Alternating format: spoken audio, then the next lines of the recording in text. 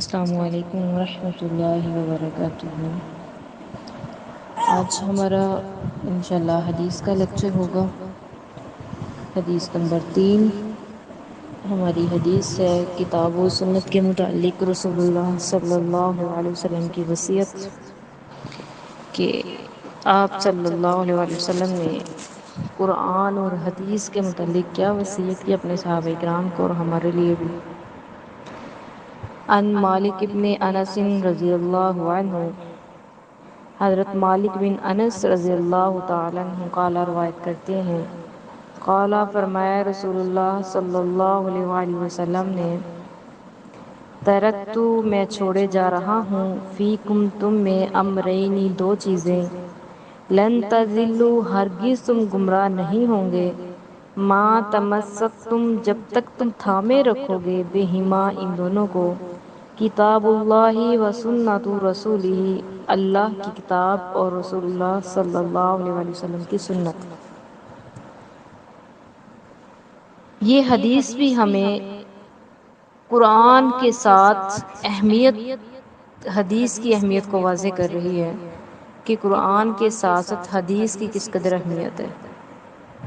ہم نے اس سے جو پہلی حدیث پڑھی تھی اس میں بھی حدیث کی اہمیت تھی کہ قرآن کے ساتھ حدیث کی اہمیت کس قدر زیادہ ہے، تو اس حدیث میں بھی رسول اللہ صلی اللہ علیہ وسلم یہی فرما رہے ہیں۔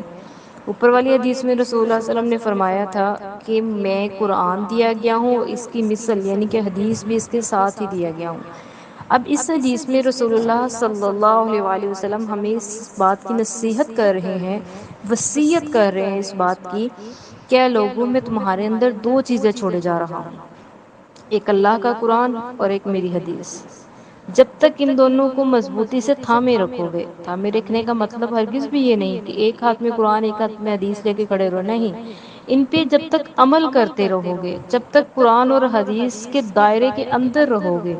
جب تک اللہ کی مقرر کردہ حدود کے اندر رہو گے تو تم کامیاب رہو گے۔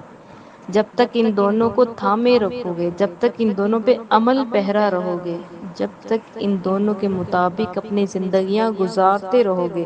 تو تمہیں دنیا کی کوئی طاقت بھی گمراہ نہیں کر سکتی۔ ہاں، جب ان دونوں کو چھوڑ دو گے، اللہ اور اس کے رسول کے بتائے ہوئے احکامات کی خلاف ورزی کرنا شروع کر دو گے، جس چیز کا رسول اللہ صلی اللہ علیہ وآلہ وسلم نے حکم دیا ہمیں، جب اس کی مخالفت ہم شروع کر دیں گے تو پھر ضلالت اور رسوائی سے ہمیں کوئی نہیں بچا سکتا۔ کیونکہ اگر رسول اللہ صلی اللہ علیہ وآلہ وسلم کی یہاں پہ ہمیں یہ بتایا جا رہا ہے نا کہ یہ حدیث مبارکہ ہے کہ جب تک ان دونوں کو تم تھامے رکھو گے تم گمراہ نہیں ہو سکتے، تو اس کا صاف مطلب یہ ہے کہ جب ہم اس کو چھوڑ دیں گے تو پھر ہمارا ایمان خطرے میں ہے، پھر ہم گمراہ ہو جائیں گے، راہ راست سے ہم بھٹک جائیں گے۔ کیونکہ دوسری طرف شیطان ہے، شیطان نے اللہ سے وعدہ کر رکھا ہے کہ اے اللہ، میں تیرے بندوں کو ہر طرح سے گمراہ کروں گا،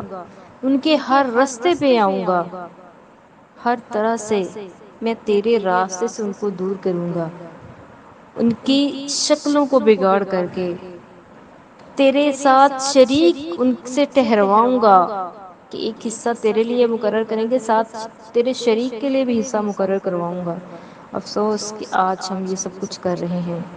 آج ہمارے اندر یہ سب گناہ آ چکے ہیں۔ جس طرح رسول اللہ صلی اللہ علیہ وآلہ وسلم نے ہمیں پردے کا حکم دیا ہے، عورت پہ پردہ فرض ہے، لیکن ہم نے اس کے برعکس کیا کیا، اس پردے کو چھوڑ دیا ہم نے۔ حجاب تو دور کی بات ہے، ہمارے تو کپڑے اس قدر شارٹ ہو گئے، اس قدر شارٹ کے پہننے کے باوجود بھی وہ کپڑے کپڑے نہیں لگتے، تو اس کا انجام بھی ہمارے سامنے ہے۔ اگر ہم نے اس چیز پہ مخالفت کیا تو اس کے انجام سے ہم بے خبر نہیں ہیں۔ کیا کیا بے حیائیاں نہیں ہو رہی ہیں اس وقت، زنا عام ہو چکا ہے، یہی اس کا سائیڈ ایفیکٹ ہے۔ جو عورت پردے میں رہے گی، با پردہ رہے گی، اپنے آپ کو اللہ اور اس کے رسول کے بتائے ہوئے احکامات کے مطابق رکھے گی، اس کو کچھ نہیں ہو سکتا۔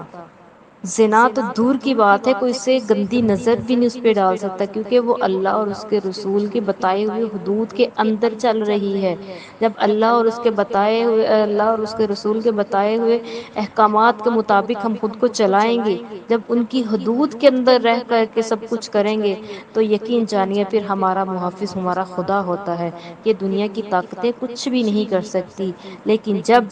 ہم ان حدوں سے باہر نکل آتے ہیں، اللہ کی حفاظت سے باہر جب نکل آتے ہیں، پھر شیطان ہمیں طرح طرح سے ورگلاتا ہے، شیطان ہمارا خوب فائدہ اٹھاتا ہے۔ ابن آدم کے جو ہوس والے انسان، ہوس برے نظروں والے، وہ پھر ہمیں گندی نظروں سے دیکھتے ہیں، اور اس کے بعد یہاں پہ بس نہیں ہوتی ہے، اس کے بعد پھر زنا کرتے ہیں، نعوذ باللہ، زیادتیاں کی جاتی ہیں۔ ہمارے ان بڑوں کے گناہوں کی وجہ سے، ہمارے ان بڑی عورتوں کی بے پردگی کی وجہ سے آج ہماری چھوٹی بچیاں بھی محفوظ نہیں ہیں۔ چھوٹی چھوٹی معصوم بچیوں کے ساتھ زیادتیاں کی جاتی ہیں۔